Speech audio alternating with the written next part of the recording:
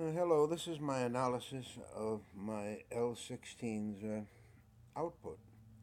The image you're looking at of the east side of Manhattan was taken handheld through my driver's side window while double parked looking for a parking spot in that locale to get out and actually go out on the pier and take some pictures. So I took this picture in case I couldn't find a parking spot, which is typical of the area. This was shot at 70 millimeters, just to eliminate the extraneous sidewalk that was just outside the window of my car.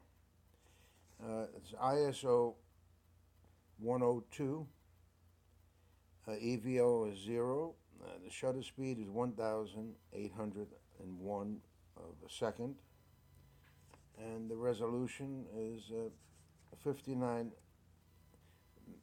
megapixels. This is the overall shot, and it shows the Chrysler Building and the UN and other buildings on the east side of Manhattan, across from 42nd Street, and this is from Queens County, across the East River in New York City. What's interesting about this picture, it shows the flaws of the L16's ability to capture detail and the trouble it has between luminosity and depth mapping as far as focus is concerned. So we're going to go look at the first enlargement, which is 100% enlargement, and the size of this enlargement of the Chrysler Building is actually represents 1.7% of the entire image. So about 1.5% of the entire image, the available pixels, make up this picture you're seeing of the Chrysler Building.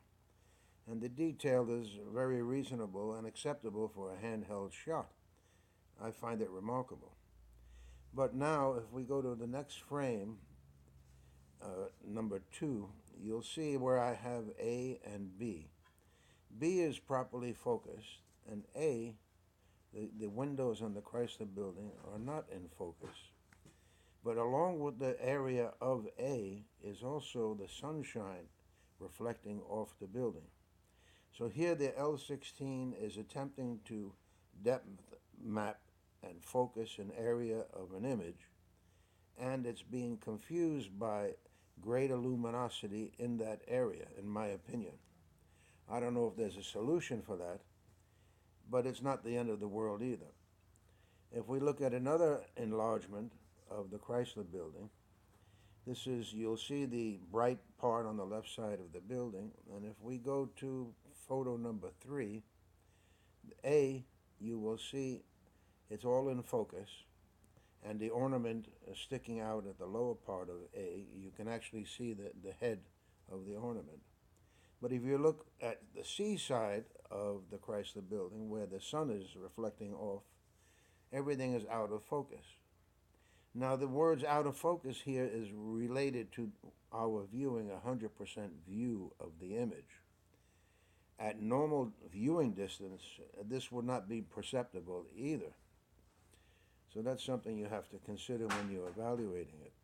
Here's some detail from the lower center part of the picture, showing a little island in the East River with the UN in the background. And as you'll see in this same frame, I have arrows pointed to an area of luminosity which apparently did not confuse the depth mapping, and the focus is quite reasonable, even though there was high luminosity in certain parts of that picture. The next picture is in the center. You can see this brown building, and everything's in focus. But if we look a little closer in frame number 6, you'll see A, where the building is a brown-colored building, so it's absorbing some of that sun-reflected, direct sun that's hitting that building. But if we look at B, the building B, you'll see that the lower floors, the windows are in focus, and the upper floors, they're out of focus. So again, I suspect this is an overflow of sunshine hitting the top of the building more so than a narrow view of the sun hitting the lower part of the building. And the luminosity is giving the depth mapping a problem. Okay, now the next view, here's where the L16 loses it altogether. In the center, you'll see a white building and completely out of focus. And you'll see frame 7, and there's nothing to recover in that building. It's just out of focus. But you can see it's a white surface being hit directly by the sun. So here you have luminosity affecting the focus capability of the L16. Here's the top of the United Nations building, which I find quite remarkable. And this is the south part of the building. And this is the north part of the building. And you can see the cranes on top that they use to clean the windows. It's just remarkable for a handheld image. Now, one thing I do have to say is this image was processed from Lumen to DNG to Photoshop CS4 to ACR, and I reduced the, I recovered highlights on the edge of the United Nations building. That was the only thing that was burned out. And then I went ahead and used the NIC plug-in output sharpener at a default setting, and this is what I got, a remarkable picture in my opinion. Way at the right side of the building, you'll see this crane, which is, again, the crane on that building represents 1.7% of all pixels in the image. And here you can actually make out the floors and the construction of that building. And there's no distortion at the edge of the frame. No other digital SLR, in my opinion, can match that at 70 millimeters. Here's a rooftop picture of an antenna and another device on top of a building in the same image.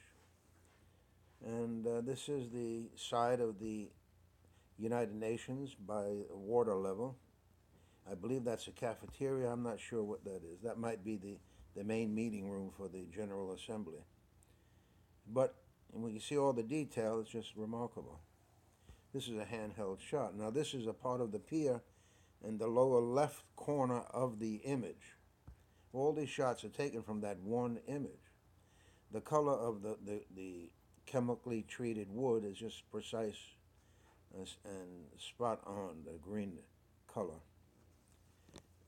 Here we are in the lower right-hand corner. There was this individual reclining, looking at Manhattan, and I was unaware that he was there in the picture until I saw it on my computer.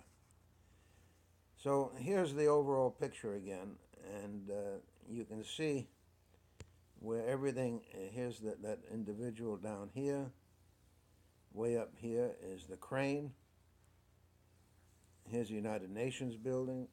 Here's the Chrysler building. And here's the pier, which I just showed you. So for a handheld shot from the side of my automobile, I find this remarkable. And my view of the output of the L16 is 300 years from now, an archaeologist finding this somehow or somewhere, he's going to say, gee, that's what the east side of Manhattan looked like. He's not going to say, my goodness, look at the out of focus areas of the Chrysler building and the white building and the brown building. He's going to say, this is what it looked like, because he will be viewing it at normal viewing distance. So while the L16 has some flaws, they are not detrimental to the overall capability to capture a moment. And I can highly recommend the L16. And of course, I bought my own L16. So I just hope you find this useful and use it as a guide in judging L16 images. Thank you.